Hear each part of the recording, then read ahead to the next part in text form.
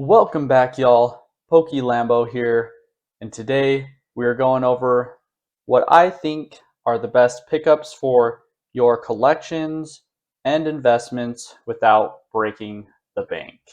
And we're starting out with Scarlet and Violet Booster Box at around 260, 250, and the reason why I think this one is a good pickup is because it has just barely rotated out of the printing window.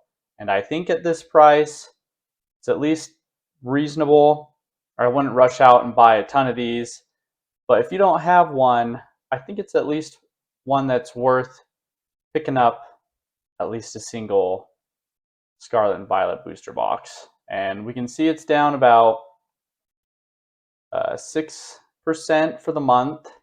And I think it's, when it comes to base sets, I think it's actually pretty decent. And I'm not really a huge booster box collector, but it's one that I think is at least worth considering.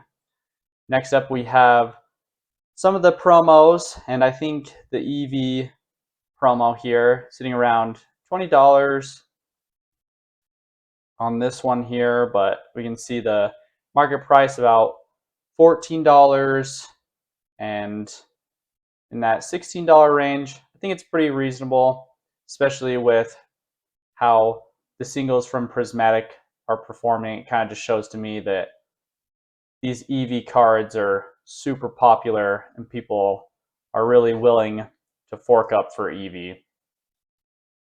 The Team Rocket's Wobbuffet is kind of hitting in that range where I don't think it's going to be worth it if it goes up much more. And, you know, we could possibly be seeing a ETB reprint for Dust and Rivals. So we'll talk more about that later. But I think in this $10 range, I wouldn't go too crazy picking them up, but I still think it's worth having a couple here just because it's so iconic with Team Rocket. We also have the Magneton from the Surging Sparks ETBs in that $4 to $5 range, down 15% over the 3-month. And whenever these cards, these promos start to go down this low, for me it's just a instant snap buy, because I feel like if you sit on these for long enough, eventually they'll run up to like 20, 30 bucks. And it's definitely a good thing to hold just a bunch of these, especially when the market is as hot as it is right now. I think these are definitely the more safe plays. And we still have the Blastoise from 151 chilling in the 150 range, and being down 13%, I think it's just the ideal time to be really picking up this card, and who knows how much longer it's going to be down in this range for. And the Ditto from Paldean Fates is continuing to go on a nice run there, and it's up 60% over the last month. We have the Charizard here from Paldean Fates at $220, down about 5% over the last month. And I feel like with this Charizard, this could be pretty close to the bottom in that $200 range. So I think there could be a pretty good opportunity to snag this one up before a lot of the Paldean Fate cards start to run up with it rotating out. And I definitely think it's one that's worth considering picking up before it goes on a run. Charizard is super popular right now, and yeah, I hate to see it just run up to, who knows, $300-$400 in the next few months. I still think that the Twilight Masquerade Elite Trainer boxes in this $80 to $90 range is pretty good. We can see over the year it was about $100 back in August, comes crashing down. It's starting to work its way back up, but I think Twilight Masquerade is actually a pretty decent set, and I don't think there's anything wrong with investing into these ETBs at this price, but I don't know how much longer it's going to last. We also have the Prismatic Evolutions Elite Trainer boxes, and they are down 12%, but we'll have to see if this is bottom and if it starts to skyrocket back up.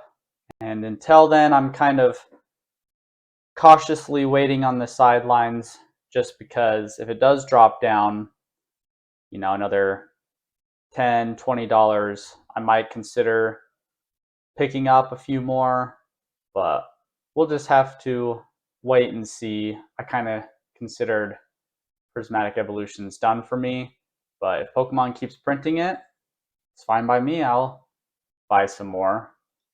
It's the same story with the SPC. These are starting to slowly make their way out. They've started coming out in Canada, and we'll see when it starts to hit the States, but they're still going up. And until we start to see how many really are out there, then maybe we'll see it drop down underneath $300. But that's me being optimistic. And even at $300, that's a little too high for me. But if you really believe in the set, maybe that's a good buy for you. The Destin Rivals Elite Trainer boxes, market price, it's $216, but we can see that it's starting to come down because there are rumors of a Destin Rivals Elite Trainer box reprint. And if that's the case, I definitely think that's going to be the best time to start buying it. So hopefully it's big enough that it knocks it down to the $150 range. And that's definitely when I'm going to start snagging these up, because who knows with Destin Rivals, outside of the sleeved booster packs and the booster bundles, if Pokemon's really going to print anything besides those products substantially. And also, I think I'm not like crazy about booster bundles, but I do think that the Black Bolt booster bundles are in an interesting spot. And at $60, I would say that these are probably more of the booster bundles that I'm tempted to buy, just because I do feel more skeptical of how much Pokemon's going to print of Black and White. And I think Black definitely has more of the appeal of being opened in the future. And I think at $60, you could actually make a pretty good play there when it comes to booster bundles. Otherwise, in this price range, I wouldn't really feel as confident. Obviously, when Ascended Heroes booster bundles start releasing, I think that could be one that is worth picking up. But we'll just have to kind of wait and see with the print runs if Black Bolt and White Flare see much of a reprint there.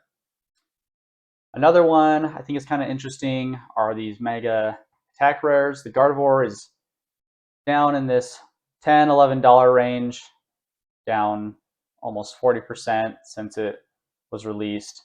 And I think this one is definitely worth picking up. I could see it running up to that $20, $30 range. And I think these attack rares actually look really cool and look great in the binders. Same with the Oricorio here in that $10, $12 range. Same story, looks great. And same with our first partner Pokemon promos. The Turtwig, the Rowlet, Litten, Chimchar, and Poplio are in that $10 to $6 range. And for me, these are just easy plays. Pick these up, hold them. They should naturally run up to that $20, $30 range, in my opinion. Charcadet, same story. It's $2. In my mind, no way it doesn't at some point hit $6, $10. But I think it's one of those Pokemon that will get popular with time. And this one, I don't love the Mega Sharpedo, but for $30 to get an SIR, I just think it's it's too good to pass up. Like $31 when it comes to singles and SIRs, this is what you're looking for. Down 11% over the 3 months. If you can find any that are super clean and that could possibly 10, in my mind, why not? For $31, I'm all about that. And same with the Mega Low Punny, $17. I mean, it's crashed down here 31%. I'm I'm really tempted to start picking these SIRs up.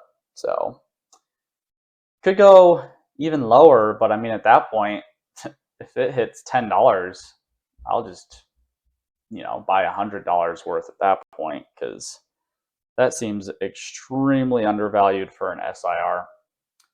And finishing up, the best things I think you could be picking up right now are these extended heroes for first partner deluxe pin collections for $50 down. Well, not super down, but I think that right now, if you're going to overpay for anything, it's definitely Ascended Heroes. And you're about $10 a pack with pin collection and the poster collection. I don't really think it matters too much when it comes to the Lucario or the Gardevoir. But I think at this $120 range, it's definitely worth picking up. So let me know what you guys think. Are these SIRs from Phantasmal Flames worth picking up? And are you FOMOing into Ascended Heroes and buying those ETBs at $140? And it's just so hard to justify spending that like this much money on Pokemon right now at these inflated prices. And let me know what you guys are picking up, and you guys have a great week. Peace.